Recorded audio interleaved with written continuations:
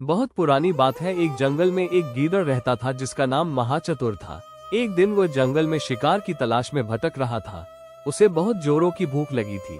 तभी अचानक उसकी निगाह एक मृत हाथी पर पड़ी। गीदड़ मृत हाथी को देखकर बहुत खुश हुआ। उसने सोचा उसकी किस्मत बहुत अच्छी है जो इतना भोजन बड़ी ही आसानी से मिल गया, अब तो वह इसे कई दिनों तक खाएगा।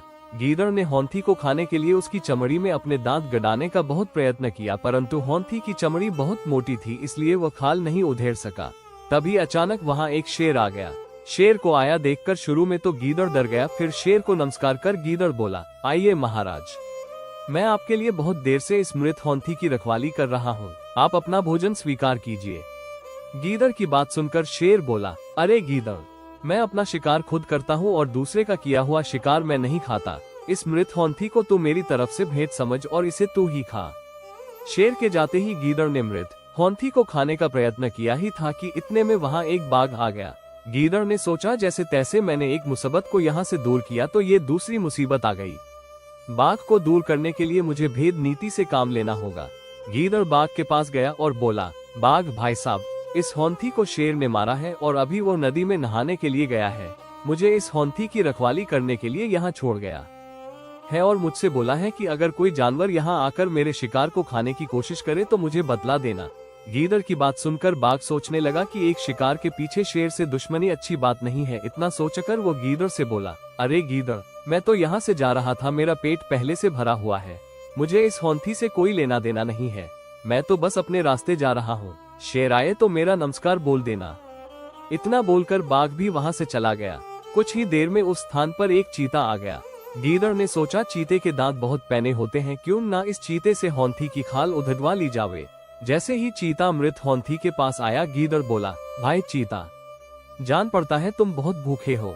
इस हाथी का शिकार शेर ने किया है और मुझे इसकी रखवाली में छोड़ गया है।